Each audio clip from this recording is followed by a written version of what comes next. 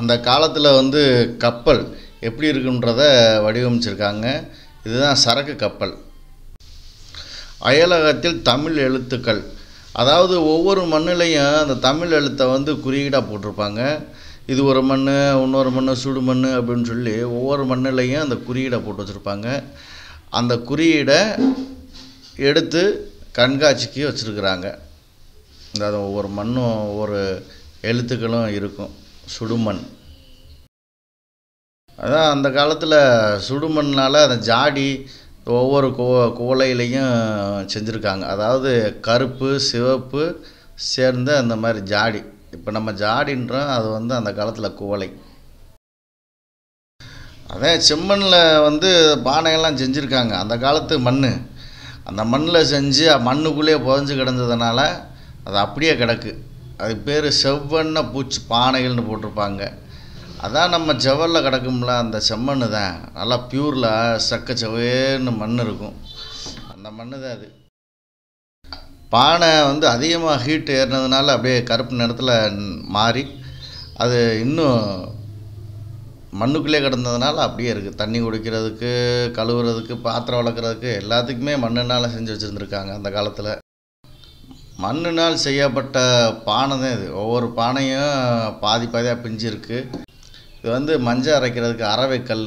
காந்தி மியூசியத்தில் காற்றோட்டமாக ஃபேன்லாம் கிடையாது, காற்று வர்றது மாதிரி, இயற்கை காற்று வர்றது மாதிரி அழகாக பண்ணியிருக்கிறாங்க அந்த கட்டடத்தை. இந்த மாதிரி தூண்கள்லாம் அந்த காலத்து தூண்கள் மாதிரி வச்சு கட்டியிருக்காங்க.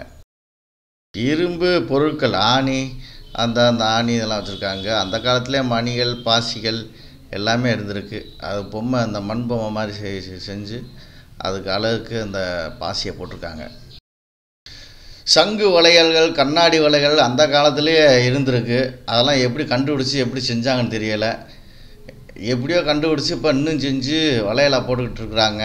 ஒவ்வொரு வளையலும் டிஃப்ரெண்ட்டாக இருக்குது. அதை வந்து எடுத்து கண்காட்சிக்காக வச்சுருக்குறாங்க. எல்லாம் மணிகள் தான். இங்கிட்டு பார்த்தீங்கன்னா சுடுமண் காதணிகள், காதில் அணிகிறதா என்னன்னு தெரியல. ஏகப்பட்ட இது பொருட்களை எடுத்து மக்கள் பார்க்குறதுக்காக கண்காட்சிக்கு வச்சுருக்காங்க. ஆமாம்,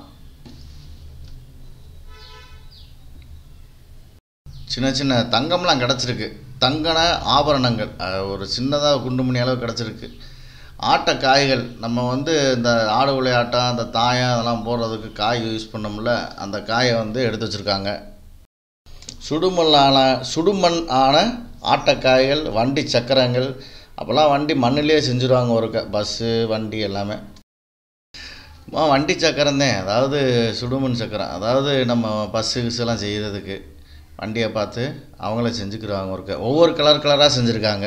அதான் ஒரு விதவிதமாக இருக்குது. ஆமாம், நொண்டி விளையாட வட்டச்சில்கள், நொண்டி விளையாடுறதுக்கு மேலேருந்து பார்த்தோம்னா இயற்கை காற்றோட சூப்பராக அந்த கண்காட்சியை கட்டியிருக்காங்க. சரியான வீடாக இருக்குது. எவ்வளோ நேரம் வேணாலும் உட்காரலாம். உட்காந்துட்டு நம்ம பாட்டு கிளம்ப வேண்டியதேன்.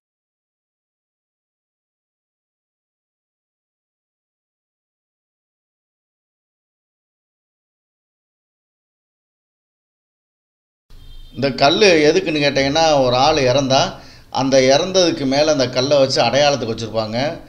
என்னால் அந்த கல் அதுதான், அதை கொண்டு வந்துட்டாங்க, வேறு ஊர்லேருந்து கொண்டு வந்திருக்காங்க.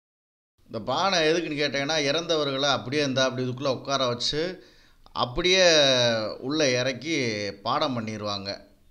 அதுக்காக மம்மின்னு சொல்கிறாங்கல்ல, அதை ரெடி பண்ணுறதே அது.